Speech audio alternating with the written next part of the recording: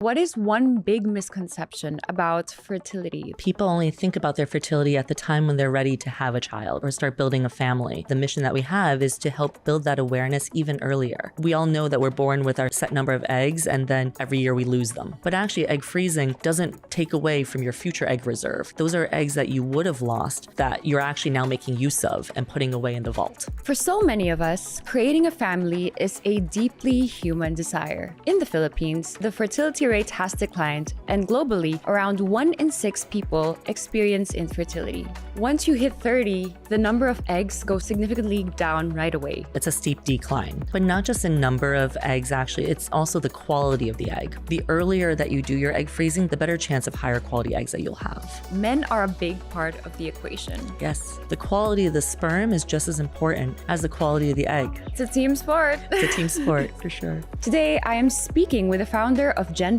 about where to begin the fertility questions we should all know to ask. Talk to me about the good things about going through egg freezing. Whether I ever use them or not, having them is a sense of security. I do think coming out of the experience also there's a sense of resilience. Putting your body through something that does change both physically and emotionally how you are for a period of time and still coming out on the other side, incredible sense of resilience on that front.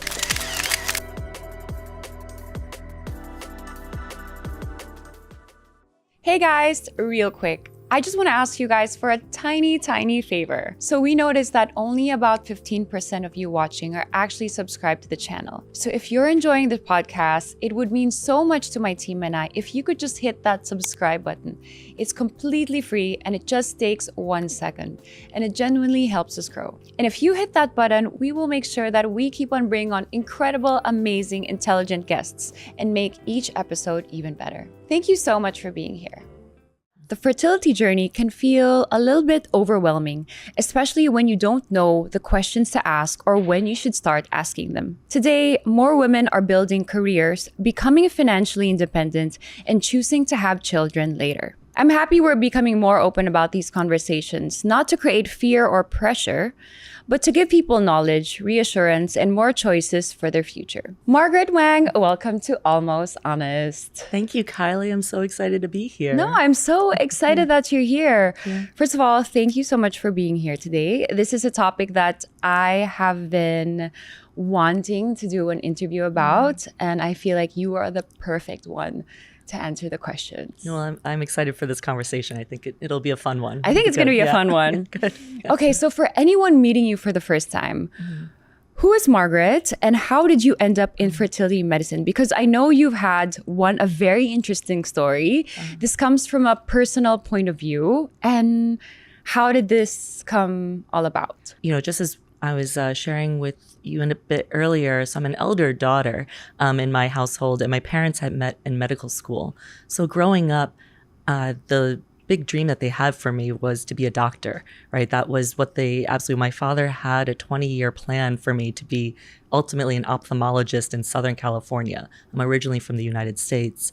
But when I started going to university and then started working, I first actually grew my career in finance and also in tech.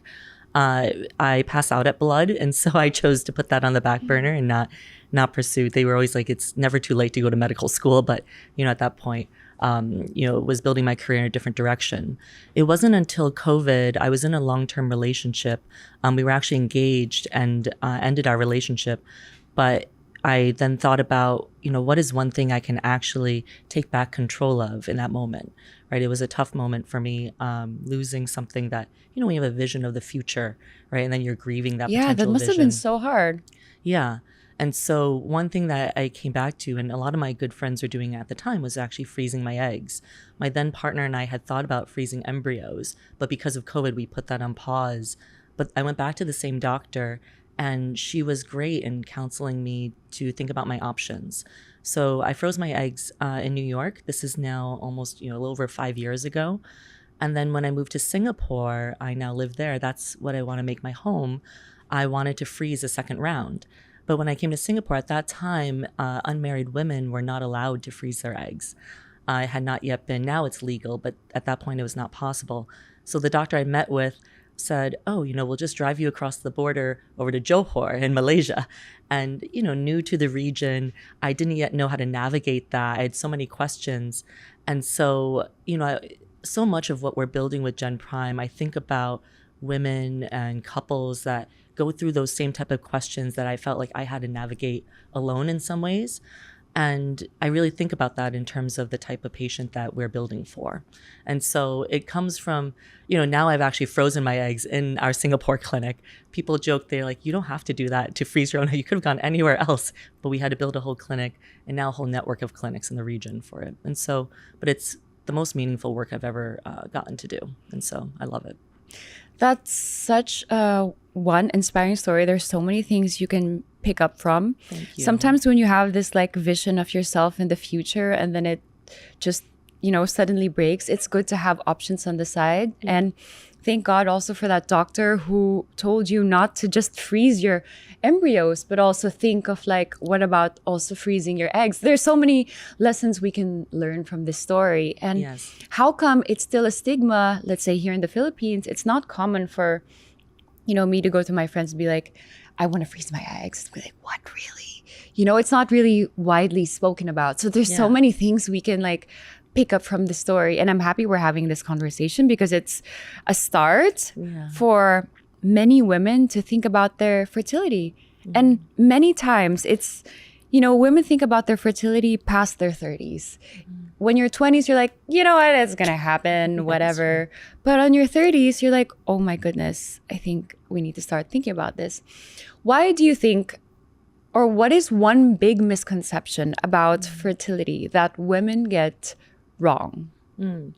I think you're alluding to it actually, which is women in their 20s don't necessarily think it's something they have to think about until they're in their 30s. But I often tell younger women to just learn how to be curious about these different things that can affect your fertility down the line. If you're interested in building a family or even the option of it, getting curious about some, whether it's your hormone levels or even doing a follicle count. This was something actually one of my managers. What is a follicle count? Yeah. Because I know there's like an egg count, there's like sperm count, but what is a follicle count? Right. So your follicles in the ovaries, you can actually, when you go for your annual checkup with the gynae, you can ask them to just, when they're doing an ultrasound scan, you can see actually the number of follicles, which is where eggs are, that's where they grow and mature. So the follicle count gives you a proxy between that and your hormone levels for how many eggs you could actually retrieve in any cycle. So when you're younger, you will have more active follicles. As you age, these follicles, they either become more dormant or die off. And so I'll share my own personal experience where when I started my egg freezing journey the second time around, I had 3 follicles that were visible in my right ovary and 0 in my left. And so, at that very time, right, presumably, I could, even with stimulation, probably could just get a handful of eggs because each follicle, it's a subtraction process at that point. You will get fewer eggs than the number of follicles you have. I did actually ovarian PRP here in the Philippines. I did that at our Manila clinic. And then, of course, going through my stim cycle, my stimulation with my doctor in Singapore, also at our clinic, ended up actually with 7 follicles in each ovary. And that to me was a big deal, right? Because now I actually have 14 chances, right? 7 in the right and 7 in the left. Okay. 14 chances of how many eggs can actually grow to maturity while I'm going through my stim round. This I don't think actually is, to your point, widely talked about, right? Or even what those options are. I know I threw out some different words here like ovarian PRP or stim, but I think all of that is to say, understanding how a cycle goes, right? Which is, as you think about whether you want to freeze your eggs or embryos or IVF, understanding what your options are for the different hormones, how best preparing your body in that way, and just how to set yourself up for success. All of those I do think are, not to say misconceptions, but in some ways, right, people don't think about all the different variables that could lead to a successful outcome. If we talk about, let's say, follicle count, and you had, let's say, 1 or 3, but now you have 7, does your health now greatly affect that count? I think Or is it just like biology? Yeah, I think probably a combination of the two, to be honest. I think there are a lot of factors that can affect. So you mentioned also age earlier too, and there is this, I think widely held belief, right, that women after whether it's 35 or 37 have a decline in egg quality, and also egg count too, actually, right? And so when we talk about follicle count or we talk about hormone levels, all of these actually relate to ultimately you're trying to get higher quality eggs and a good number of eggs, because trying to have a baby, which is the ultimate goal of this, I suppose, right? Trying to have a baby, it really is a story of attrition throughout that process. So if you think about where you start with how many follicles do I have that can actually mature a number of eggs? How many number of eggs can actually be retrieved from those follicles? Can the doctor go get? How many of those will fertilize successfully? And then how many of those now fertilized with our embryos, how will those mature through time? Each step of the way, to be honest, often like some will drop off. And so to set yourself up for success, you want to, right, like live a healthy lifestyle, right? Get enough sleep. There's certain supplements, whether it's like folic acid or vitamin D, CoQ10. These are all things that you can set yourself up for a better outcome if you prep your body that way. What do you think the biggest misconceptions are for women regarding fertility? Yeah, so often people only think about their fertility at the time when they're ready to have a child or start building a family. But actually, so much of what we counsel, what we, the mission that we have is to help build that awareness even earlier, right? And to actually think about fertility as not just a point in time, later in life. It's never too early to start. Exactly. And it just should be part of your general health understanding and getting a sense of your own baseline too. For us, there's a thing around also sparking that curiosity in whether it's your hormone levels or your follicle count, and being able to, again, understand how your body also evolves through time too. And everybody is different. So everybody's baseline will look different, right? How people age and mature will be different too. And so just learning that about your own self will just set yourself up better for when you do want to build a family. I want to know what age you should start actually thinking about looking into your fertility. Yeah, I love telling young women that honestly mid to late 20s is a great place to start to understand your body more. That's everything from tracking your own cycle, right, your period, to understanding, again, some of these baseline figures for your hormone levels. And this can be done in a very simple check, and they're not expensive. I think that's another misconception, that everything related to fertility is expensive. But these diagnostic tests actually are easy to add on to your general checkup and aren't so expensive actually here. It's so funny because my fiance was like, because I didn't used to track my cycle, my period. And he was like, there are apps for that. So I downloaded this app. Then I also started this. I love it, but it's the Oura-ring. Oura-ring, for sure. Yeah, just for like health tracking, sleep tracking. But I started tracking my cycle, and then I realized how much my emotions, I don't know if I'm late to the party, but like how much I'm so affected by my cycle, by my emotions. Yeah. And I think it's so important for women to just, keep track. Yeah. Especially if you want to, conceive in the future. That's for just like general health purposes. Yes. And exactly. So when we talk about hormone health, right, all of that is related to as your body evolves through time, right? I think now, while we're talking about fertility, a lot of folks also, they bring up perimenopause and menopause into the conversations now too. And, just in terms of women's health or just healthcare in general, I think having and actually to your point earlier, not making it something that's taboo that we can just talk to each other openly about, because the experience that's shared actually is quite universal, and being able to actually share some of those. When I went through my egg freezing cycle, two of my best friends had done it. And one of them gave me, a tip and trick for using like an ice cube to numb the area for the injections. And again, this is the type of stuff that gets passed down verbally, almost like tribal knowledge in some ways. But I wish... You actually feel so much better when one of your friends did it first. Yeah, and you feel less alone because too. It can be intimidating to Yes. one, step into a clinic, search where egg freezing, ask all these questions. Yes. And I have to be honest, but here in the Philippines, it's really hard. And I was looking into egg freezing a few years ago. One, I couldn't find any good clinics. I'm afraid to go to the OB-GYN.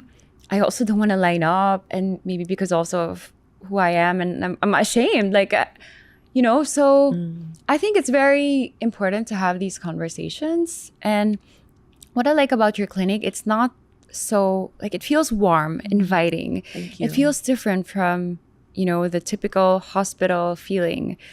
What drew you to this feeling at all, and why did you want to build something different?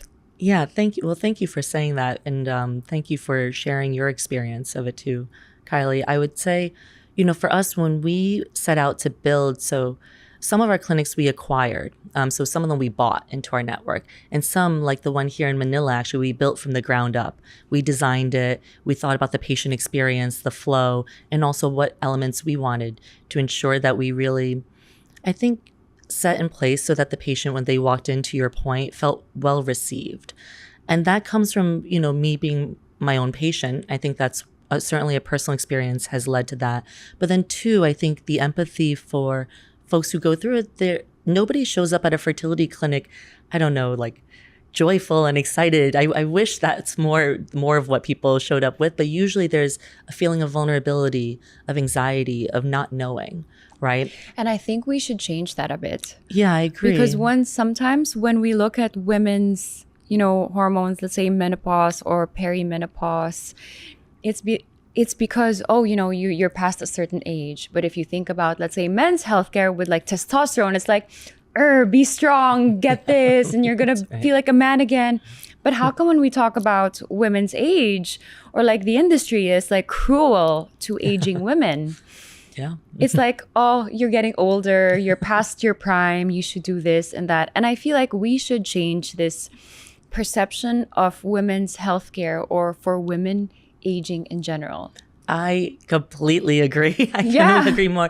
I mean, for, a lot of news now, I do think is starting to shift that perception, actually. I mean, I think, some of the celebrities that are now pregnant, they're in their 40s with a child, right? I mean, Anne Hathaway is in the headlines right now. Isn't the fertility rate, it used to be under 20s, now it's like 30 to 34. Yeah, that's right. And so women are having children just at a later age. And I think it comes also with the fact that we are all living longer, healthier lives, right? And to be able to then evolve these perceptions is necessary, actually, in order to then also think about what are the best ways to serve these patients too, and create the best patient experience.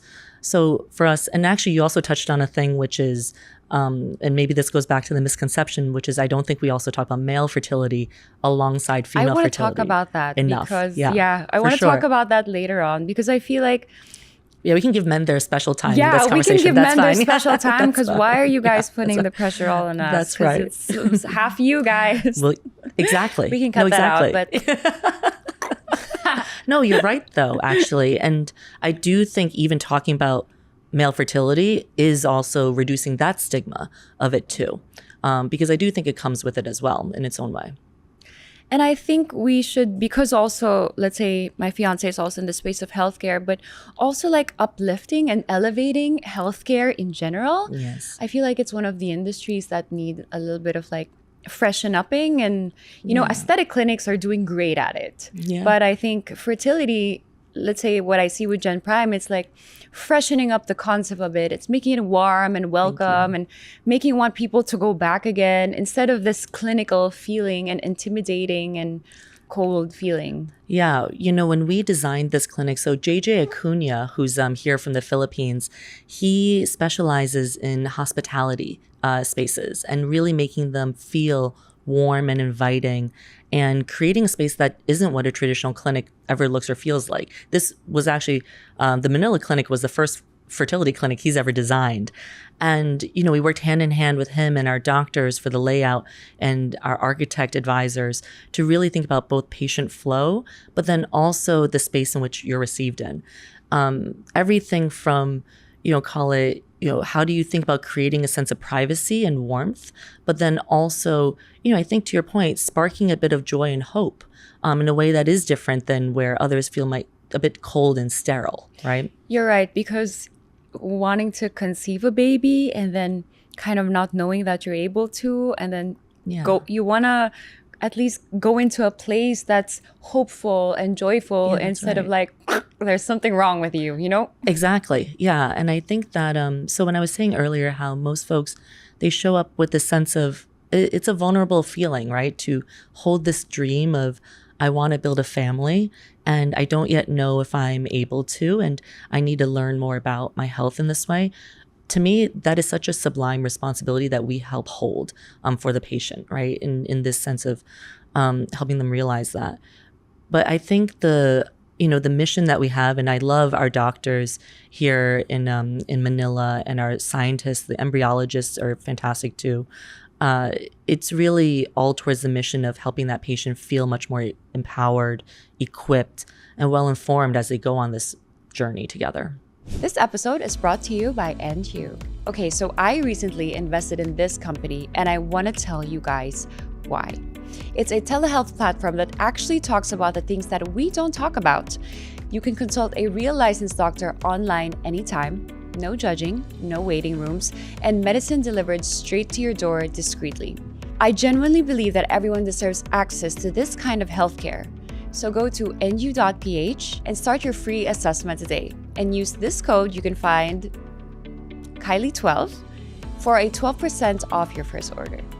Okay, so before we get into egg freezing, I just want to know if someone wants to start thinking about their fertility or start asking, maybe I want kids someday, what are the steps or what should she be asking herself first? I think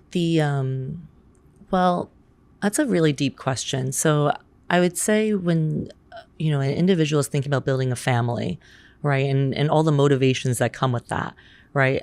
One, I would say that, it is, I think here in the Philippines, building a family is such an important part of the community here. Exactly. It's so rooted in our culture. It's beautiful, yeah. But with that also comes a lot of expectations, right? In terms of the role of, individuals and families here in society too. And so for me, when I think about, when somebody reflects, one, what is the care that I will need then? And what is the type of support I will need as part of this journey, right? Of course, I go to that first off.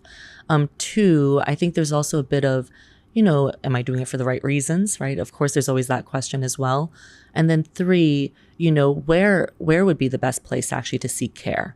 So on that third point, historically, those with a lot of resources here in the Philippines have gone abroad actually to seek some of the best medical care, right? Because I feel like there's a lack of clinics here personally, and there's also a lack of information about where we can get our eggs frozen, where we can seek help. Yeah, so historically, I do think that was true. And so one big reason for why we wanted to build a presence here and bring in, our doctors have been trained internationally. They've been trained in Singapore, but they wanted to build the community here. Our embryologists, similar, Singapore and Thailand, but really they have the passion and mission to create the equal level of quality and standard of care here in the Philippines. And so when we think about, when somebody's thinking about where do I want to go for support in building a family, it's not just the doctors that they should also look at. Of course, the quality of doctors, how they are in engaging with the patient, right? Do they feel comfortable with them? I think ours are some of the warmest here in the Philippines. They're fantastic and engaged, and that's what they're most passionate about, but also the quality of the embryology lab. So this part is not always so visible actually to the patient. People just think it's the star doctor that is going to help them be able to conceive successfully. But the quality of lab is extremely important because that's actually where a lot of the process happens. That is where the fertilization of the egg happens. That's where the development and the monitoring of the embryo also over time. And so you want embryologists and these scientists and a lab that really can also support that effort too. But for me, I've spoken to women and men all ages. I mean, I think working in this business, people are then so open with what they want. They're like, they just come to me and they have these, I would say like needs and desires, right? They're like, Margaret, I want to freeze my eggs. Like, I don't know where to go, right? Or, oh my gosh, like we've been trying for so many years. We just had a patient who had been trying for 6 years to have a baby. They came to our doctors. That's crazy. I hear so many stories also from my friends. And yes, you're right. Like conceiving is harder now these days. Yeah. They had been trying for 6 years. They came to see one of our doctors, Dr. Anchetta, and they went through IUI. And they were able to get pregnant. And that actually is an incredible story because IUI usually actually has, lower, it's a different type of, you're taking the application of the man's sperm and putting it directly in a woman. You're not fertilizing it in the lab. Right. So some people think of it as a more natural way of doing it too. It's just a different process. But for us and for our doctors to know that we actually helped somebody who had been trying for 6 years before they came to see us and that we could actually help them realize this dream, it's super moving. And so, it's one of the spaces that I think you started off this podcast with saying the very thing, which is it's such a human experience. And to me, I'm like, I get moved every time I hear a story like that. I think it's so beautiful because you think about this couple and their dream and how long they've been holding and trying out for. Like, it's incredible to see the resilience on that front. It's beautiful. I want to know because there are so many women who want to conceive, but there are women also who can't afford. Mm-hmm. So I want to know what questions they need to start asking themselves if they want to conceive. Yeah.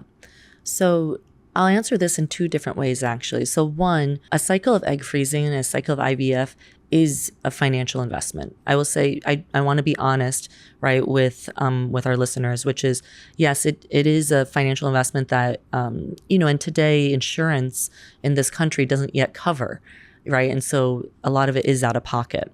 For us, it was important that while we are building and offering a premium experience, we would not be the most expensive in the market. And so I think about value actually in that way of allowing a patient to really receive that in a high quality way. So you're getting world level laboratory, talent, as you said, like the physical environment, but it's not the most expensive, cost here in the Philippines. We also work with, call it employers as well as insurers in advocating for future coverage. I think this is important work in the United States. So my first round of egg freezing, I paid out of pocket $300 for what would have cost me $12,000. That $300, I mean, it's such a small fraction of what I actually had to pay, right? Because my insurance and my company at the time covered the rest of it.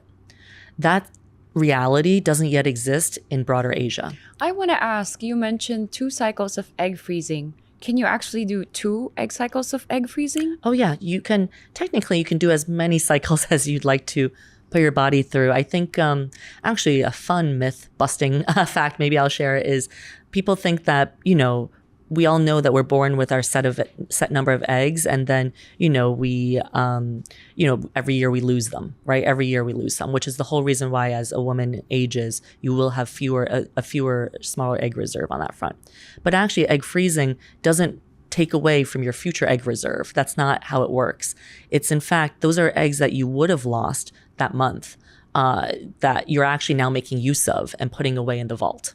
And so in some ways, you are going to preserve more chances for the future while not actually pull it forward your timeline in any way. Sometimes people have that misconception. Okay, interesting. So basically, egg freezing is getting the egg reserve you have that month. Yeah, but that's right. Declines over time, right? Yeah, of course, right. Because we are born with a set, we have a set number of eggs from the moment that we are born until we die. Okay. And then that declines each year. And you know what I find interesting? Once you hit 30, the number of eggs goes significantly down right away. Yeah. Studies have shown that when you're 30, or actually 35, 37, it's a steep decline. But not just in number of eggs, actually, it's in also the quality of the egg. And that's due to definitely lifestyle changes, but also environmental factors too. I think a lot of women get set on how many eggs have I frozen or how many eggs can I retrieve. But just as important, again, is the quality of the eggs that you're also retrieving. So the earlier that you do your egg freezing, the better chance of higher quality eggs that you'll have. Can you tell me what affects the quality of the eggs? So when I say lifestyle, that's everything from sleep, so quality of sleep, because during sleep you have cellular repair. Things like, people's diets, what people are eating. Obviously, plant-based or, plant-forward, whole foods, right? Balanced diets are good. Exercise, lifestyle. Alcohol is a toxin, right? So often when people go through their cycle, they'll take that out of, of what they're doing in order to set themselves up for a better outcome. So these are all different factors, actually. And again, I mentioned earlier some of the supplements. I think we're always a bit surprised, especially living in, a tropical area, that a lot of us actually have vitamin D deficiency. Having checks like that is important. Yes, I've heard. Yes. And so I wonder why. Maybe because I know we're Asian, but we don't really like the sun. Yeah, we don't stay in the sun. And so actually taking the supplement is important. So I took a combination of folic acid, vitamin D, and CoQ10. CoQ10, that's CO, the letter Q and the number 10. This is for, it helps with the mitochondria, the energy production in the cells. That I'm always I recommend to my girlfriends whenever they're going through egg cycle. Yeah. So for someone who wants to have good quality eggs or just preparing for, let's say, egg freezing, what are some natural ways, or what are some vitamins, or what are some natural ways for them to make their egg quality better? Yeah. So usually you will start, call it 3 or 4 months before you actually go through your egg cycle, to change some of these lifestyle habits. So I'll just share from my personal experience, but it is what I would generally recommend other women who are thinking about freezing their eggs or embryos with their partners. So I do sleep more. I put myself on a natural rhythm and I sleep more, call it 7 hours at least each night, which is not natural for me, actually. My egg quality is so down right now. I'm not even going to try. I'm that's not true. I'm going to wait till next month. Because sleep nothing. more. No, sleep more. Sleep more. Okay. Sleep more. I think balanced diet. So I used to be vegan, actually, and then was also, now I eat seafood. But, whatever it is that you get your nutritional intake, have a balanced diet where you're getting enough protein, enough of the different, again, vitamins through just the food that you're eating. The supplements I just mentioned, I do think those are helpful. And while I took alcohol out of my diet, every so often, I have one glass of wine here or there, because the other thing that you want to reduce is the amount of stress that you feel. So if you're consciously anxious about yes, I totally agree. Yeah. So for me, I wanted to take that part out of it too, and just have a relaxed period of time leading into my last egg freezing cycle. Again, a lot of the data, while there are general attributes that, as I shared, are scientifically proven, each person is also so different. I froze 9 eggs. I think it's also important to talk about the number, because sometimes people feel 9 is so few, or whatever, however many they do is so few. But I think it's good to take out that stigma. I froze 9 eggs when I first did it in New York over 5 years ago. And actually this time around, when I did it in Singapore, I froze another 9 eggs. Oh. And that was actually surprising for me too. Exactly. I thought I would get And half. what is the normal number of eggs you usually get to harvest? Yeah. Again, for every woman, actually, it is quite different. And so there's a wide range. Some folks, to be honest, I anticipated to only retrieve and be able to freeze 3 or 4 eggs this time around, especially with my follicle count that I mentioned. So it was, for me, a big surprise that actually we could freeze 9 of them. And that's 9 where 6 were actually mature and ready to be frozen. And 3 in Singapore, in the laboratory, we did something called in vitro maturation, which means the eggs were not yet fully mature, but we ended up maturing them more in the lab.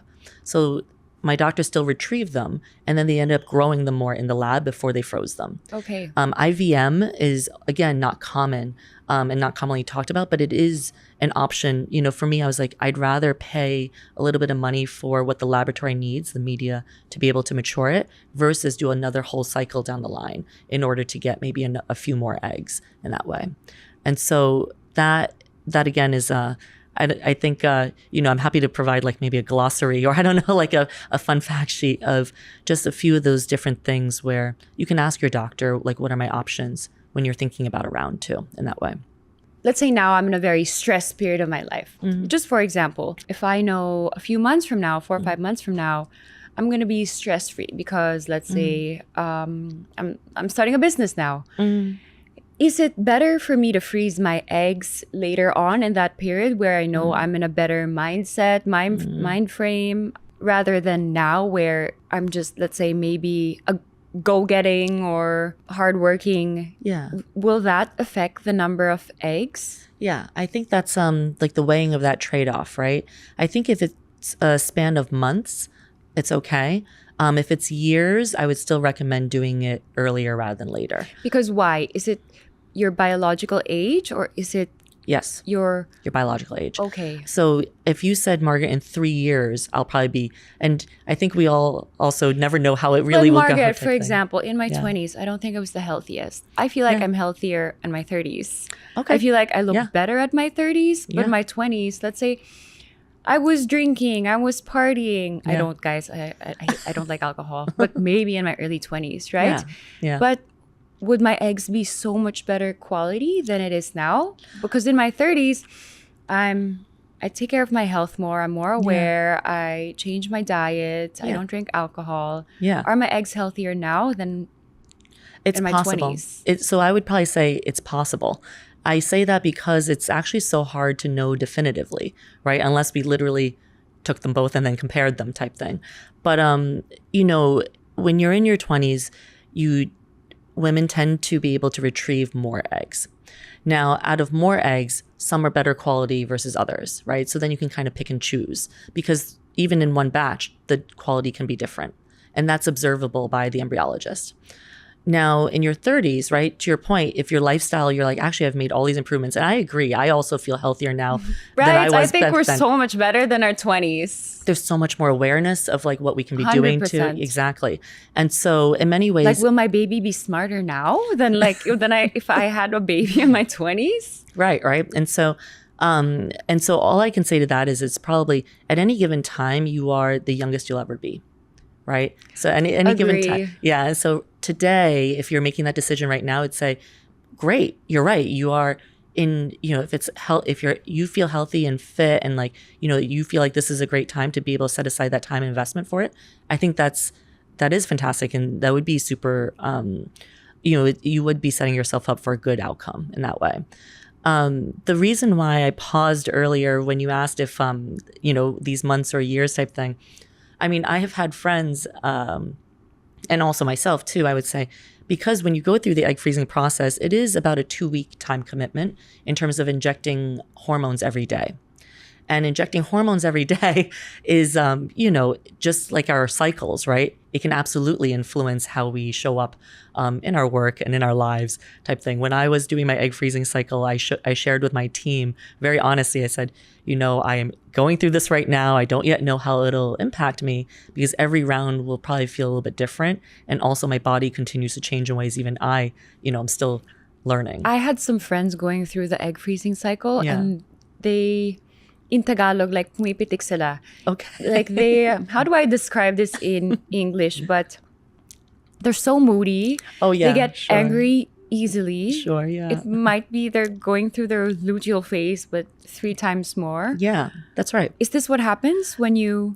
Yeah, your body is taking in externally, injected hormones. Yeah, absolutely. So it affects everybody differently. For me, I definitely experienced some bloating. I experienced, a little bit more drowsiness, but a little bit more emotional. It's like you watch one of those like TV commercials that you shouldn't feel anything during, but then all of a sudden you find yourself bawling. It's, it absolutely is that experience of it. I also think though, and this actually doesn't get talked about a lot at all. Maybe I'll share this. I don't know if I've ever shared this, which is I ended up doing my own hormone injections, actually. And is it usually the clinic, or you can do it on your own? You can do it on your own, except there is one needle that's a little bit scary that the clinic should do. But a lot of, some women, if they're needle shy or, they just want a nurse to do it. So that's what it's called, needle shy. I call it needle shy. I just call it needle don't shy. like needles. Yeah, you could be needle shy. But I gave myself those injections. I did that both rounds, actually. And I was surprised. Even the second time around too, there is a sense of empowerment that comes out of it as well. I think there's an incredible thing where you're like, as a woman, you're like, I cannot believe my body can actually do this. And then being able to retrieve eggs and again, banking those eggs for a future use. I'm like, I also can't describe the feeling wholly in English in this way, but it's empowerment in a way that you don't think you can put your body through something like that. And yet you've made an intentional decision to do it, right? That in itself is a sense of agency, a choice. Then, it's like finding all the right resources for it. And then also taking on the injections too. There's a sense of empowerment that I think women are just so, I don't know if I can say this, like public badass, like women are so badass, like we really can do anything, and coming out of that experience both times, it is that feeling as well. And I don't think people talk about that emotion of it too. I think there's a lot of focus often on the emotion of, it can make you very moody. Talk to me about the emotions that you go through, because you talk about empowerment, you talk about taking responsibility, or you talk about having agency over your life. Talk to me about the good things about going through egg freezing. Like, what should we look forward to? Yeah. My personal experience is I do think, whether it is, whether I ever use them or not, right? I'll put it that way. If I ever use them or not, having them is a sense of security that I feel. I feel a sense of security. I feel, I do think coming out of the experience also, there's a sense of resilience. Putting your body through something that does change both physically and emotionally how you are for a period of time, and still coming out on the other side saying, I made this decision myself. Incredible sense of resilience on that front. And I think I actually feel very proud of myself too. I don't think I've actually ever shared this before, but to me, that first time around where I felt so alone, especially coming out of a long relationship and not knowing, this dream I have of building a family, like how that'll look. And then saying, but at least I can make this decision. One more. Right. And then having friends, but also my doctor and, just all these other resources to come around me to support me through that. That felt huge, Okay. And that is the feeling I want to give every woman and couple that want to go through this experience. I think the sense of feeling less alone through this thing is in and of itself what makes it so human as well. I 100% agree with you. I think it's having that option, having security that your body will change, but I want to do what's best for the future now. Yeah. It's also the option of, choosing yourself. I want to focus on what I have right now. Maybe the opportunities I have now won't be there in the future. So I want to, make the most out of it. But I know my body will change. And I know time is sometimes not on our side. Yeah, that's right. So I want to take that and secure it and hold it for the future. That's right. Yeah. And I think that, I do think that is something we don't talk to younger women about enough in that way too. And so I'm really excited that actually the conversation got to this point of it, because it is a hard thing to describe unless you go through it as well, Yes. It's a hard thing you can intellectually understand how this experience could feel until you come out on the other side. And, I have never met a woman who's actually regretted making this decision for themselves. I've never met somebody who's regretted, their past self making that decision for a future self. And I think it is because we have a hard, we're imperfect at predicting the future for ourselves. When I think about that, we talked about that vision I had of myself when I was younger. Oh, I absolutely thought Doesn't it change? Oh my gosh, I never thought I'd be living in Asia, actually. And what a dream it is to be living here and getting to build something so beautiful, meaningful here. I definitely thought I was going to be, staying in New York. My entire family and friends from school are all there, and building a family in New York City. And, the hardest question would be which school to send my kids to by the age of 35, right? And now I'm in my late 30s, and my life doesn't look anything like what I thought it would look like when I was in my early 30s. And so I think we are imperfect at being able to predict the future for ourselves in some ways, right? But I think we are stronger than we know ourselves to be, actually, in terms of navigating those ongoing changes. And that, I think, is, again, just part of this work too.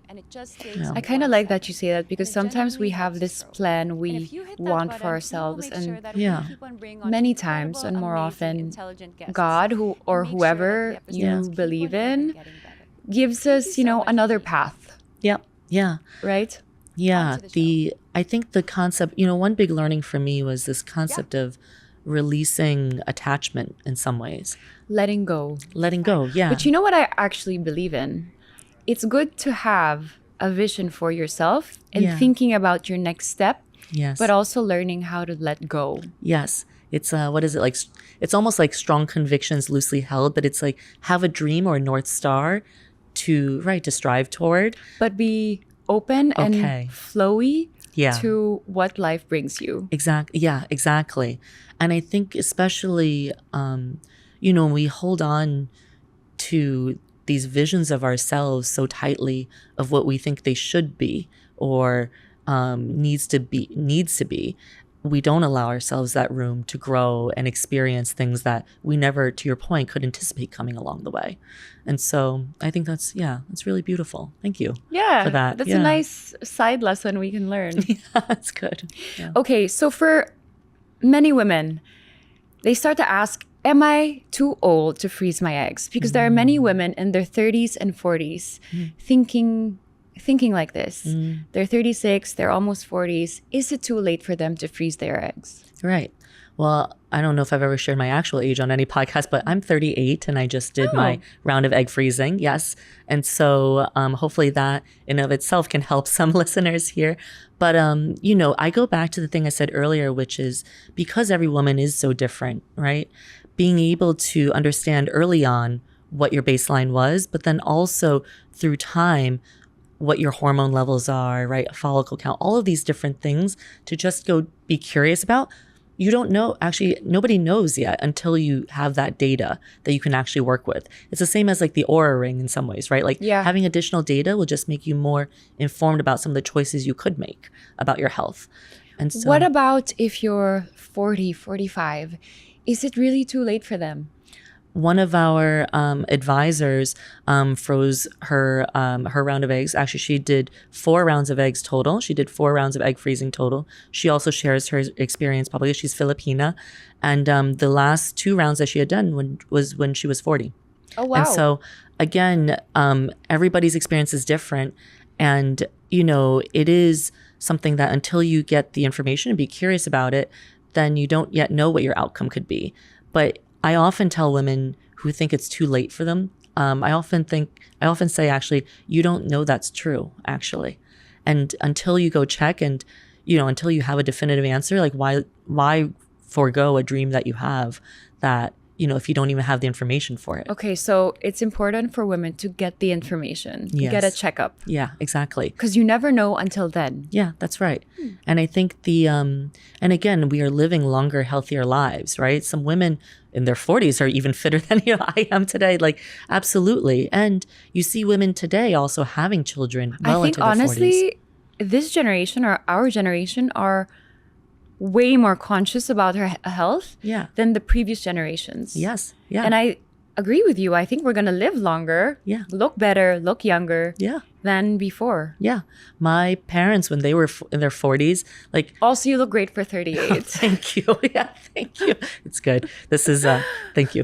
So, but yeah, I think we are redefining. I read this headline which was saying how we're redefining what middle-aged is, because it used to be 40 is middle-aged, right? And you know what? I recently saw this study that 32 is when you enter adulthood. Yeah. And so we really have been shifting these timelines in ways that, again, with science and technology, right? With in some ways, more health conscious lifestyles, being able to, and also a lot of focus on longevity. I mean, we haven't even touched that, right? I mean, the intersection of fertility and longevity, there's so much interest there too. But I'm sure longevity 100% affects fertility. Yes. And I think of it as not just numerical age. So, I'm 38 type thing, but also biological age. So what affects egg quality or fertility more? Numerical age or biological age? Biological age. Biological age is often closely correlated with numerical age, which is why that is the proxy. But absolutely biological age, or, how fit and young your body actually is, because it is that is what's generating what you need for having a child. So I took this test recently. Good. Yeah. That's good. Yeah. And I think they drew blood. Yeah. So my biological age was like 33. Okay. But my numerical age? Yeah. Body age? Yeah, your actual age. No, my actual age was like 33. Yeah. But your biological age was like 26. That's amazing. Yeah, that's amazing. Yeah. That's really good. So yeah. Does that mean you're in a great spot? I'm actually 26, guys. I was lying to you. Yeah. So that's all right. Okay, so it's the biological age that matters. Well, both matter, but that's right. Right. Okay. I would say though, your biological age is an indicator, right, of how healthy your body is in many ways, right? So if you think about your biological age as being like your body is younger than your numerical age indicates, right? Then for all the same reasons we talked about earlier, where if you froze your eggs at 26, if at 26 your biological age was also 26. Right, exactly. But depending on how well you've kept your health, all of those factors affect. I think what women want to know, is there a chance for them to improve? Yeah. Let's say if a woman wants to change their lifestyle in a few years or a few months, is there still a chance for them to, conceive, get better, become more fertile? Can she make the right choices now for her to become better in the future? Oh, I mean, we see this all the time. I mean, in fact, to talk about another intersection, which is weight loss, actually. So there's been a strong correlation of weight loss to fertility as well, or rather call it weight gain to infertility.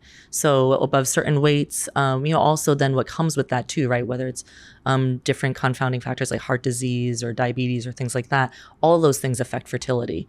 So interestingly, in this day and age of GLP-1 as well. Agree with you. I wanted to bring up the topic of GLP-1s because one, of course, it affects weight loss, but also the things around weight loss like confidence. Yeah.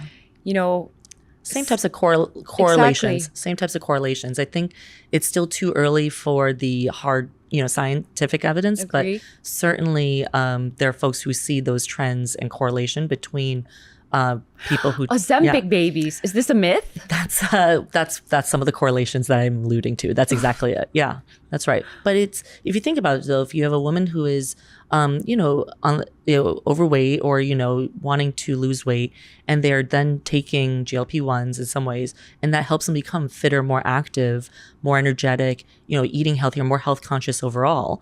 All of those things are then correlated with greater fertility too. Yeah. Sometimes, I'd like to believe that once we just get a bit of momentum of something good. Oh, yeah. Let's say you lose a little bit of weight, you feel good about yourself, you want to do more of that, right? And then you become more confident about yourself, you attract better people around you, you're happier. And when you're happier, you're less stress-free. And then later... Yeah, I love that. Yeah. Life is so much better. But sometimes we just need that push of momentum. I completely agree. I had gained a bunch of weight when I was in business school, and then it was the first time in my life I had to intentionally lose weight. And it's one of those things, again, people don't talk about so openly, right, about the thing, but I found it the hardest thing to do because your body works against you in some ways when on the weight loss journey, where it gets used to whatever your new benchmark is, and then you have to push forward more. And it was a new sensation for me because I was like, I had always been fit and active doing sports and things like that. But during business school, it's like I went to school in California where it's like, you're drinking wine with friends and you're socializing. And I wasn't used to not being able to walk everywhere anymore. And it was a totally different lifestyle change. I 100% think I'm healthier today than I was 10 years ago there, right? And so, and, you know, in some ways, maybe that's also why I was able to have another round of egg freezing that actually ended up being a good outcome too. And so, again, all that is to say is I do think for any woman, any individual who's thinking about building a family and they think it might be too late for them, we hosted this event with Tatler. We had a woman who had her first child at 47, with one of our doctors. Wow. And, that's not the norm, right? And the average, but it is also possible. So yeah, we had this woman who came to speak at one of the events that we hosted, and she had her first child at 47, and that for her story was incredible because she had also been in a long relationship and then, just did not end up having a child with that person, ended up then finding another partner. And, in her late 40s, she's able to conceive and have a healthy baby. Contrast that with the other, there was also a couple at the event with us too. They were younger, but they actually had more fertility challenges. They were in their early 30s. And so, age is important as, again, an indicator or as one factor. But really, at the end of the day, it comes down to, do you have the information that you need to make the decisions on this front to, want to explore those options?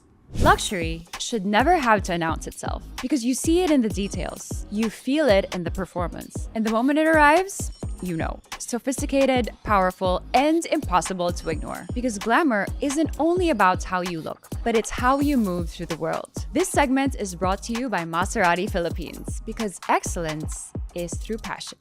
I want to know, if I freeze my eggs now, does that hurt my chances of getting pregnant naturally down the road? No. Right. Because I have a theory, right? Because I'm also someone who is afraid to go through the whole process. What if it causes me more stress? And what if, in my head, conceiving, I need to be stress-free? Sure. And what if I get this? You can correct me if I'm wrong, but this is just, what I think. Yeah. And what if I go through the whole egg freezing process and it stresses me out? Would that lessen my chances of conceiving naturally? I see the question. Okay. So maybe I'll separate this into two different things. So one is we had busted the myth that freezing your eggs removes future eggs, right? Okay. We busted that myth, right? So that myth of my eggs today that I'm freezing will take away from future eggs I could be using, because that's not true. So some people think it lowers their chances because of that reason, but that's now a myth. The second part, which you're saying, which is a very real concern, I would say, and I don't have a solid answer for that, which is I think anything that can add stress in a way that is meaningful could, of course, influence the ability to conceive naturally as well, because stress is a factor. And so whether that is egg freezing or any other type of activity, I would say it's possible on that one. Okay. Yeah. Interesting. Thank you for answering my question. So it's like two different things. Yeah, that's right. How long is the whole process of egg freezing? You mentioned this earlier, but for the viewers, yes. How long is this whole process? Like, how much time do I need to allot? Do I need to stop work? Do I need to, ask my boss for a break? So the process is a little bit different for each individual because of how the doctor's protocol might be prescribed. But on average, it's about 3 weeks. It takes about 3 weeks. So for the actual, call it hormone injections, the stimulation cycle, the retrieval of the eggs, and then depending on if it's IVF or embryo freezing, fertilization. But I also go back to, and you don't need to take time off from work. The injections are done at set time, but you can set aside time for that. It's part of your daily thing. The part that I would add on to that, though, is I mentioned earlier ways in which people think about preparing themselves for egg freezing. So So how does someone prepare for egg freezing? Yes. So 3 months before I even started my cycle, I started then changing some of those lifestyle behaviors. So I removed alcohol from my diet. I started trying to sleep more.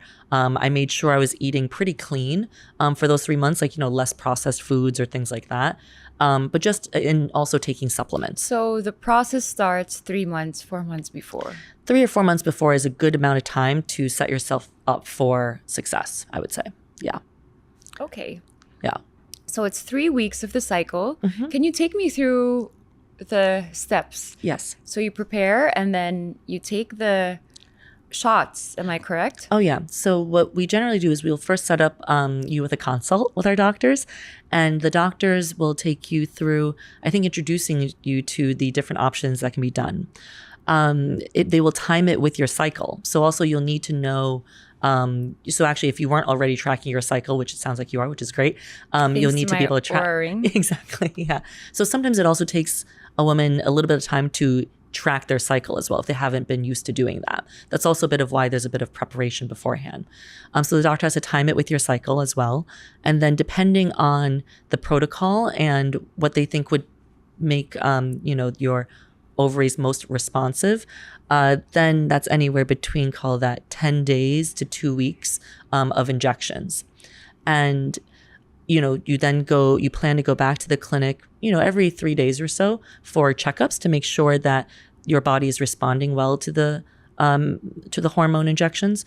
If it needs to be changed, the doctor can sometimes change a bit as well, because, I think there's also a bit of making sure that it's maximizing your chance there. And then, yes, retrieval is under general anesthesia. So you're asleep. Thank God. It is the deepest sleep I've ever had. Yeah. So it's under general anesthesia, and it's a very short procedure to retrieve the eggs. Then do you feel anything after? Is there a recovery period? Grogginess. There's grogginess. Some folks may feel some pain as well. Yeah, there might be some pains or cramps or things like that too. For me, 2 hours, I was able to recover in 2 hours, but again, for everybody, it's quite different. I will say some women will experience some side effects. I basically went back to no bloating after a couple of days, but some women do feel that for longer periods of time, or other types of, call it, whether it's grogginess or certain types of things that the hormones may have influenced as well. But again, hard to attribute everything there. Everybody has a different experience. One of the misconceptions is that it's only the females burden this fertility. Or how do I put this? Men are an important part of the equation too. Okay, yes, so exactly. Women feel so much pressured. Yeah. With fertility, wanting to have a baby. Should I freeze my eggs? Am I too old? Am I too old to start? But sometimes we tend to forget that men are a big part of the equation. Yes. And I feel like sometimes it's unfair for, us to carry the burden by ourselves. Yeah. So can you talk to me about this misconception where it's just the women's responsibility? Yeah. Does half of it belong to men? I'm not a man hater, guys. I just kind of want, the right support from my partner. Right. Yeah. They are a very important part of the equation. So the quality of the sperm is just as important as the quality of the egg. How much percent? I personally think it's just as important. So I think it's quite equal, actually, because the sperm quality, and that is a combination of both, and actually male sperm health is an important factor that can also be changed with lifestyle decisions. So again, alcohol affects sperm quality.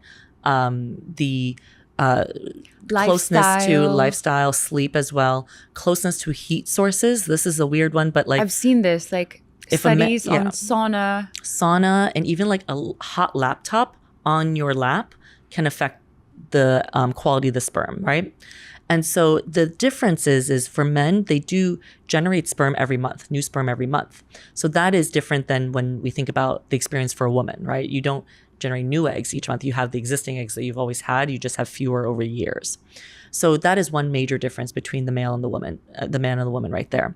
But if a couple is looking to go through an IVF cycle, just as it is important for the woman to think about her egg quality, egg health, things like that, it is just as important for the man as well. And that leads to, and why is that? It is because you need both of those in order to create an embryo. And then you're talking about the quality of that embryo. And the quality of that embryo is directly affected by the quality of both the egg and the sperm. I like that you say that. Can you talk to me about, let's say, I'm preparing to get pregnant, correct? And for me to freeze my eggs, you need to start 3 to 4 months before.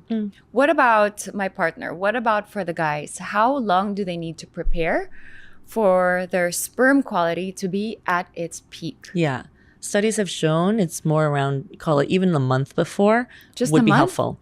I mean, That's you could so tell. unfair. Well, it's okay. You can have them start when you start because, if it's just as important to you. I guess it's a team sport. It's a team sport for sure. Okay. I want to talk about IVF Great. Yeah. because I think it's a very important topic.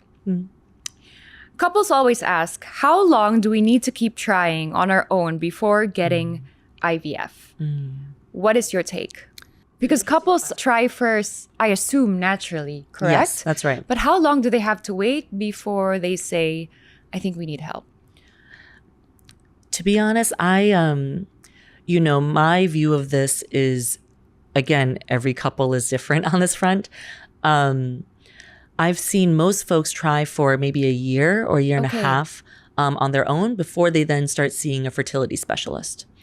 I think it depends on the age of the couple too, right? So if they are in their mid to late 30s or 40s, I probably would not recommend a year or a year and a half. I would probably recommend, after a few months, just going to get checked up together. And again, both, your hormone levels, follicle count, sperm health. The sperm assessment's a very easy one for the guy, right? And so that one is almost like a no-brainer to get checked for fertility consults like that. That's probably actually what I would say, yeah, for any couple. The reason why I'm pausing is because every country also has a different definition for what is infertility. So sometimes it is a couple cannot conceive within a certain window of time. And then, the doctor can see them. This usually relates to medical coverage. So in the United States, you almost have to try naturally for a period of time before you can go see a fertility specialist. But here in Asia, I have some folks who, as couples, they're like, I know I want a baby.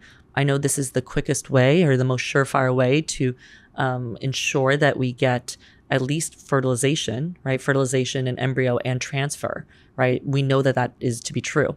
And we can also assess sperm quality and we know it'll be a good one too.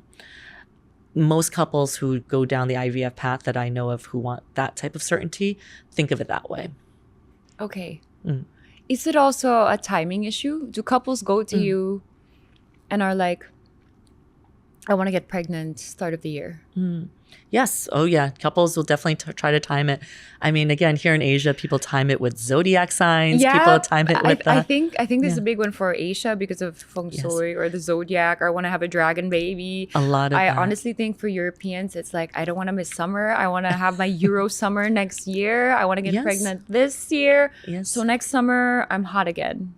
Exactly. So women are also, especially, me coming from New York, a lot of my friends time it so that they're not very pregnant in the summer because it's very hot as well. So it's a real thing. And it's a very real thing. Which is why you also see different booms, like mini booms in terms of years that have more babies versus let's say last year was a good year because it was year of the dragon, or like 2 years That's ago. right. The dragon year is always a bump. Yeah. Okay. It's always a bump. Or like any year that ends in 8. Oh yeah, that's also a very lucky number. Yeah, here in Asia. That's right. Yeah, I know. And so, there's some of those funny, quirky things like that for sure that influence decisions. But also I think, we also have a lot of patients though, a lot of individuals and couples who had been trying for so long. And so basically they're just happy if they can get pregnant at all. And so, it's kind of both sides of the thing actually. Yeah. Can you walk us through the whole journey from that very first consult all the way to the pregnancy test? Yes. So, the first part of the journey actually looks very similar to what we discussed for the egg freezing part of it. Yeah. But as for IVF, so this is for both couples to come, both people in the couple to go for the consult. For the man, he will want to check his sperm health. For the woman, it'll be for hormone levels, follicle count, and just also understanding, again, lifestyle choices and things like that. For them, it'll also be to understand that process. So again, for the woman to know when she can start stimulation for the egg. If she doesn't need a few months to prep or anything like that, she doesn't want that, they can start as soon as the month after, actually, if they know their cycle and things like that too. So the woman goes through the same process as you would go through for egg freezing, with the hormone stims as well as the ultimate retrieval. Now, at this point, this is where IVF will look different than egg freezing, right? Yes. So Can you walk me through it? Yes. So the eggs are retrieved, right? And also the male has collected his sperm. Now, both of these are given to, the andrologist assesses the sperm quality, but the embryologist is then now fertilizing the egg with the sperm. A couple different ways for this. There's what folks call like traditional IVF, where you put the eggs and the sperm in a petri dish and then let it fertilize naturally. Or there's a process called ICSI, ICSI, where the embryologist takes a single sperm, like literally identifies one, which one is, swimming the fastest, like their speed. Or the one that doesn't look the most... Morphology, exactly. Yes, the shape of it too. Of this. Oh, amazing. Okay, yeah, exactly. So they're looking for a shape. The healthiest sperm. And they're picking that one out to fertilize the egg. Now, the embryologist is going to observe how that embryo will develop over the next 3, 5, and 7 days. And there are probably a few embryos here. And if it's what we call, a live IVF cycle or a fresh IVF cycle, they will then pick the best quality embryo to transfer back into the woman. And so now it goes back in. How long does this process take? So from the point of retrieval to transfer, about a week. Okay, so the woman comes back. Yep. I don't know the correct term. Yeah, and they transfer back, the embryo back into the woman, right? And then it takes some time to see if there's implantation, right? If it takes, and then you wait a few weeks. Biochemical, like pregnancy tests, right? Then you do your own pregnancy tests, and then hopefully it's a successful outcome. And then 9 months later, get to live birth. That's interesting. Yeah, that's the process. Okay, guys, real talk. I use AirWallex for my business banking, and it has made my life so much easier. Setting up was super quick, everything done digitally straight from my phone. No paperwork, no branch visits, just done. So if you're running a business in the Philippines, this is honestly the move. It's how modern businesses banking should feel. So click the link in the description to get started, and you'll thank yourself later.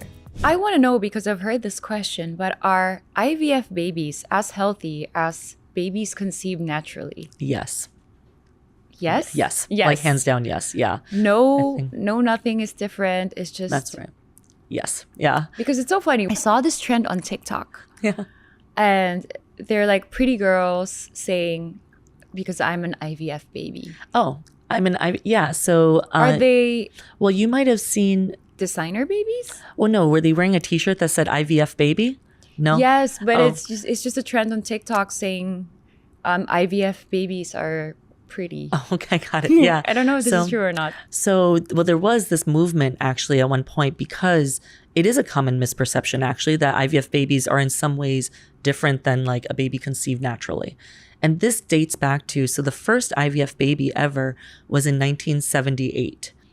Oh, wow. Not that long ago, actually, in the grand scheme of things, but 1978 in the United Kingdom, baby Louise. And there was so much focus on baby Louise because they were like, is she a normal baby? Right? And so she is. And actually today now she has had kids. And now people are like, but are her kids all normal? Yeah. It's like, like they are, And so I do think, as with any technological or scientific advancement, there's always a little bit of like, wariness and apprehension. But now you're talking about decades after the first advent of IVF, where, so much advancement. And with technology and AI coming, and things incredible. are just getting better and better exponentially. Yeah. And, in some ways, actually, because you can also screen for genetic disease and things like that. Is that a good thing about IVF? You can screen for genetic diseases. Yeah. And where does genetic testing come in? Right. So that's what helps you see certain chromosomal abnormalities. So you are able to screen for those if you do genetic testing. Again, this often is good for couples who are, a bit older, because the whole point is that the quality of the egg and the quality of sperm, that will actually determine how well the chromosomes are actually holding in place too, in these cells, and can lead to, because if you don't have a chromosome, so when you have chromosomal abnormalities, few things can be true, actually. One, it's a higher chance of miscarriage. So it may not actually result in live birth. Of course, there's also genetic disease and things like that, but miscarriage itself is, a challenging thing to go through. It's actually also way more common than we think, and also not talked about enough. But, all of those influence those outcomes as well. Emotionally, what is the hardest part about IVF that nobody warns you about? I think, as I haven't gone through it myself, I can only share what, we host so many events and building community and talk to our own patients in this way. It is an incredible roller coaster of emotions. I actually know this young woman who's writing her college senior thesis on the history of reproductive health in Singapore. And she interviewed a lot of patients and then she mapped out visually that roller coaster of emotions, right? Because there's hope and joy in the beginning of being like, oh, I have options, right? And then there's anxiety and worry and vulnerability of like, how will this go for me? I don't know. And then along the way, you're just finding out different things. I think in terms of just some of the emotions I've heard folks share, one, IVF is also not a sure bet, right? It's not a sure bet. It's not like if you go through IVF, you will definitely have a baby. How much percent would you be able to say it would be a success rate? Yeah, live birth rates, like a question? we track them. Yeah, we do track that. For us, it's about a 50% or so live birth rate, which is pretty good. And that is taking into every possible factor.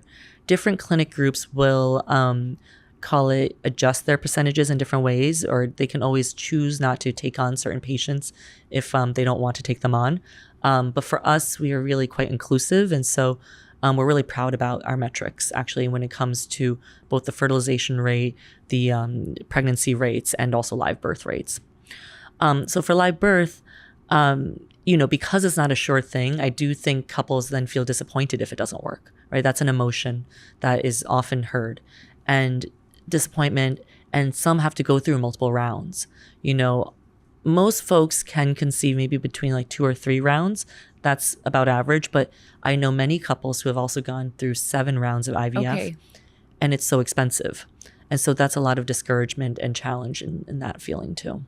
IVF has a reputation for being expensive. What should people actually budget for, and what surprises them the most?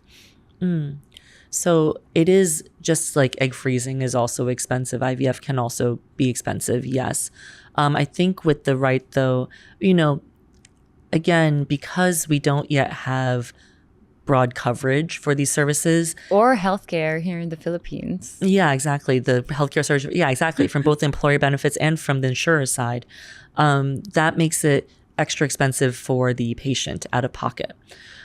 Now, I think the other, the way in which I've seen patients here be able to afford it, one, it probably is one of the bigger investments in terms of family building, right?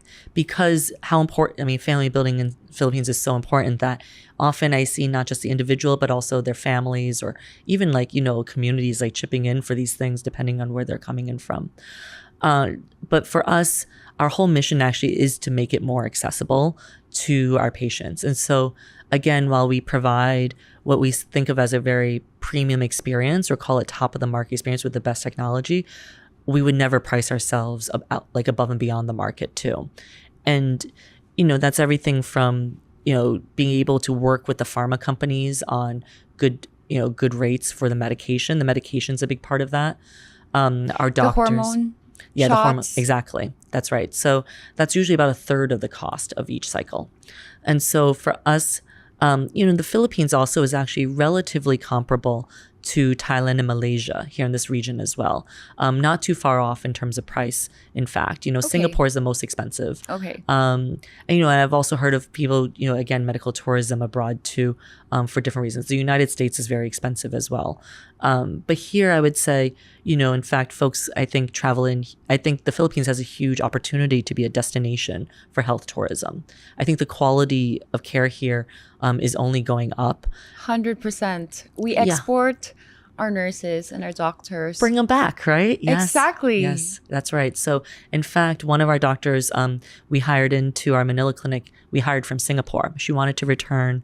Our medical director encouraged her to do so. That, to me, is very meaningful. Like, to be able to bring back Filipinos, like, to actually serve in their own country, I think is beautiful, especially in the healthcare space. But we've spoken with the Department of Health Tourism. I think this has a real opportunity to be a center of great tourism. I mean, I come in for, my aesthetic medicine and things like that too, right? Aesthetic medicine is great here. Is so, right. And I think that is, most folks don't think in Southeast Asia, I should go to Manila or the Philippines for these procedures. But in fact, the care is so warm, and it is just, I feel so well taken care of here every time I'm here from that vantage point and as a patient. And so that's what we want to do in terms of the same thing for fertility. Before us, there were only 9 clinics in the whole country. Like, you have a country of 115 million people. Yeah. And so we're like clinic number 10 in this whole country. Whereas, your neighboring countries like Taiwan is a quarter of your size with over 100 clinics. 100 clinics? Over 110 clinics in Taiwan, with a population of about a quarter of the size of yours. Yeah. Thailand, same thing. 75 million people, over 100 clinics. Wow. Yeah. And so here in the Philippines, I think there's a big opportunity there. Yeah. I want to know, what are the rules in the Philippines with IVF? Because I have heard some friends going to Singapore, and they are, single women wanting to have a child, but Philippine law prohibits unmarried women from having IVF. What are the laws surrounding that? So actually, in Southeast Asia overall, unmarried women cannot do IVF. Okay. So even in Singapore, it's also not possible in Singapore. You can freeze your eggs now, but you can't do a full round of IVF without a partner.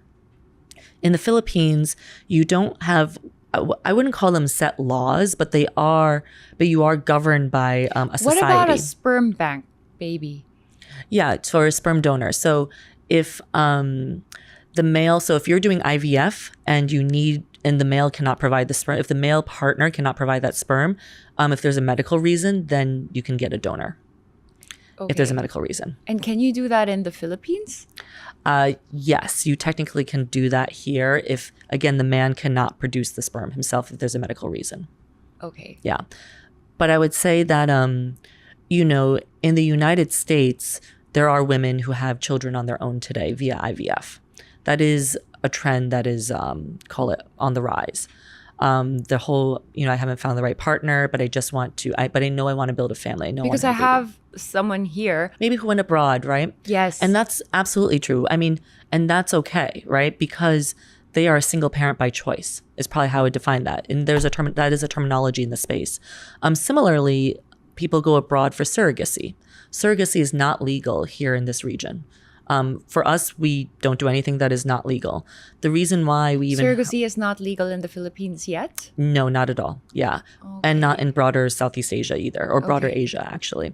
So the United States is often a destination for surrogacy because it is a highly regulated market, and there's a lot of protections both for the intended parents as well as the gestational carriers. But so that's why you sometimes see a bit of medical tourism where people travel abroad for services that aren't possible in their own country. I want to just go back a little bit because I just want to ask this question. But this is about the men and fertility. What is the biggest thing men get wrong about their own fertility? Wow, where do I even begin with that one? Because sometimes we forget that it's not only women feel so much pressure with fertility, getting pregnant. Yeah, but we also need the right support. Yeah, we want also men to think about their own. That's right. Yeah, health. That's right. I think the way I would put it is, I think men, because we don't talk about male fertility enough. I think in like popular conversation, right? We don't talk about the importance of it enough. I don't think men necessarily think of it as important factor yet. Yeah. But I think that is because of both sides, I think one, to them, it isn't something that is so prevalent in the media discourse today. You're right. The focus is always on women. And yet that is such an important part of the equation. And so I think the more we talk about it, the more we normalize it. And the more that I hope then men can also be excited to also, engage on the topic too. I will say though, whenever we host events, the men that do join us for the events, I'm always impressed by the depth of questions and the curiosity that they do have. What is one question they usually ask? Yeah. Or what is common? I mean, we actually did just have an event where a guy asked, how can I improve my sperm health? And he did not know about the heat and the things like that too, right? And so now he has very practical advice that So how can men improve their sperm health? Yes. So not just through different lifestyle changes like more sleep, proper diet, removing alcohol, which is a toxin, right? I think we mentioned also smoking, right? Not doing that either. Vaping. Or vaping. But then, of course, also, the heat source thing is a very real thing as well. So whether it's saunas or, warm laptops or other, devices, just being able to keep the right environment for sperm production and sperm health. Does mindset affect? Oh, and stress. Yeah. Stress. I mean, I think sperm quality, egg quality, does it affect anything on our reproductive health? I think any stressor or a sense of stress, high cortisol levels, right? Things like that absolutely impact broader health, but of course, fertility health too, for both men and women. Okay. Yeah. If every woman listening and men. If every woman and man exactly. listening today remembers just one thing, what should it be? I love this question. Go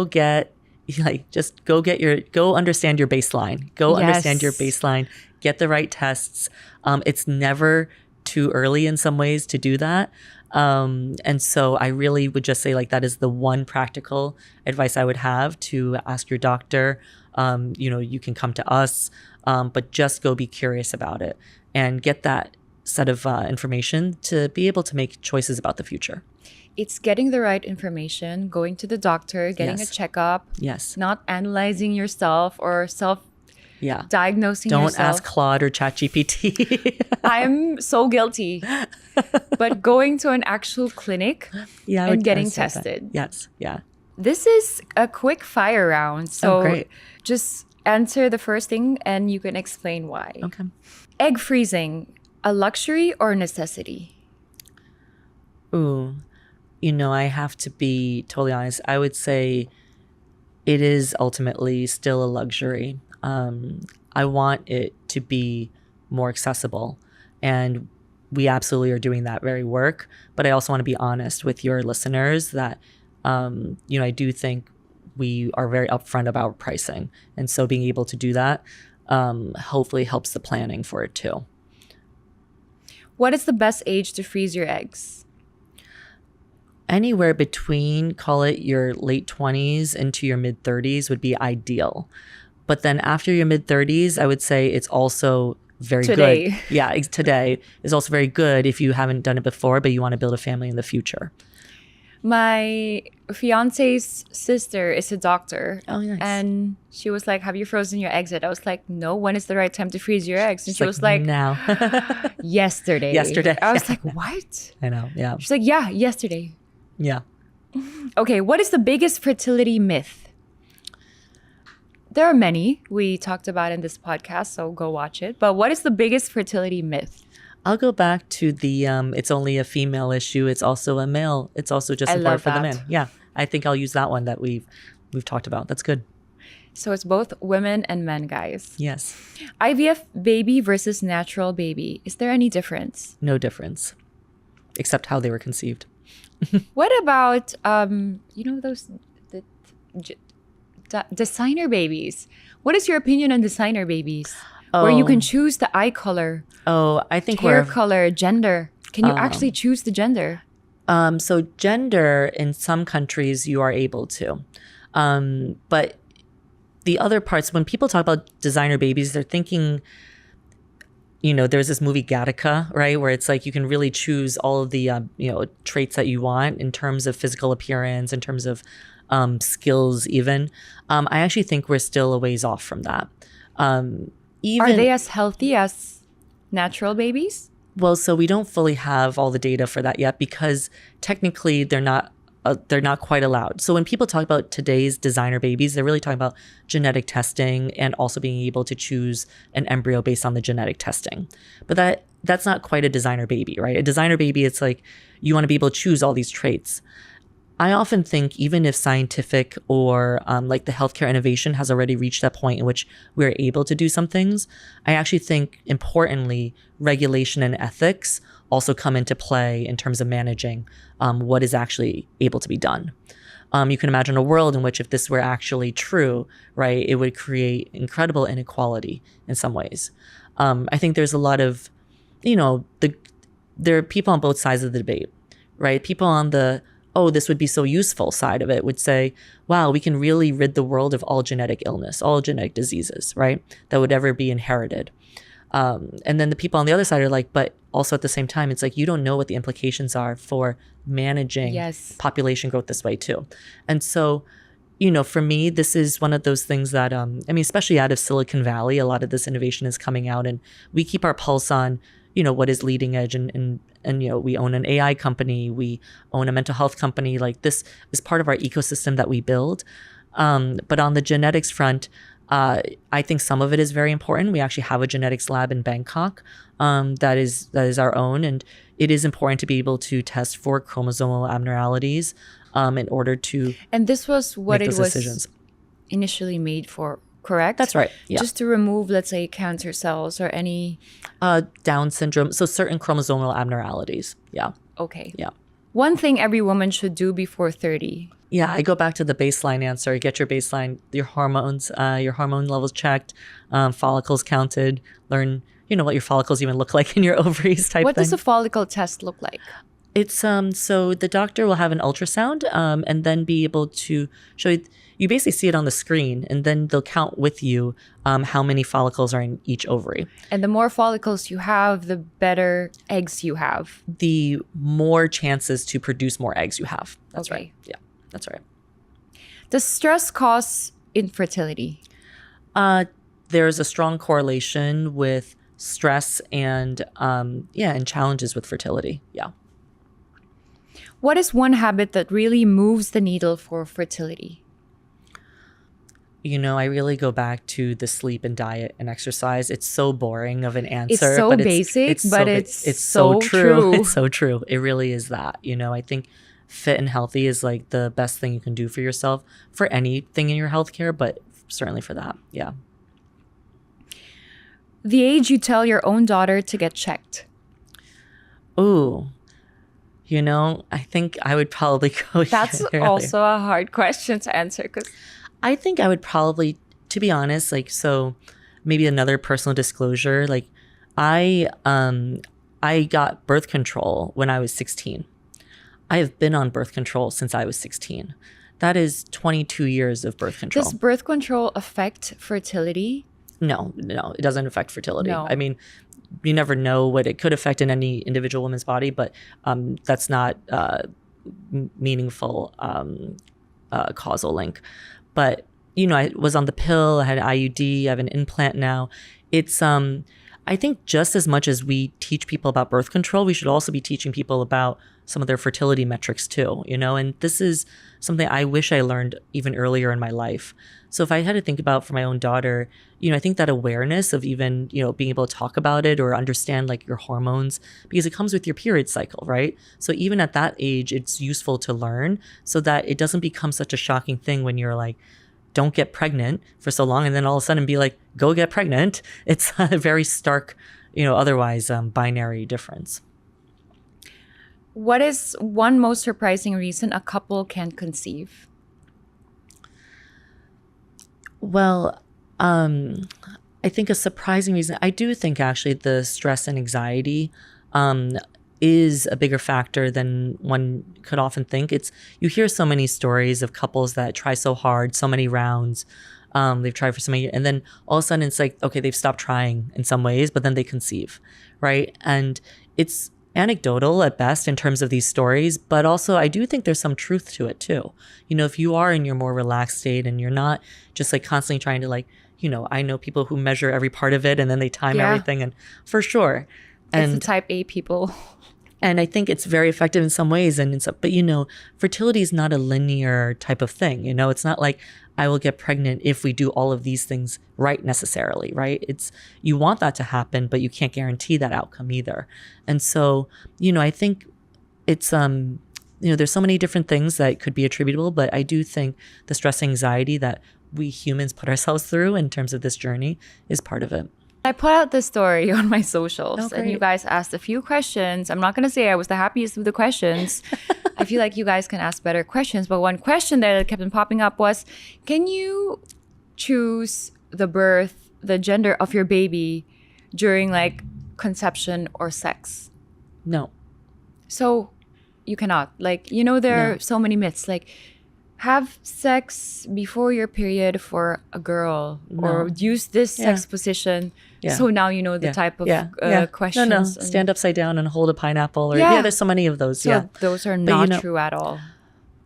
No, I don't think there's any causal link between some of those behaviors. Now, it is part of the information you get out of genetic testing in embryo. And so part of the IVF process, yes, people can see the gender. So gender is completely random.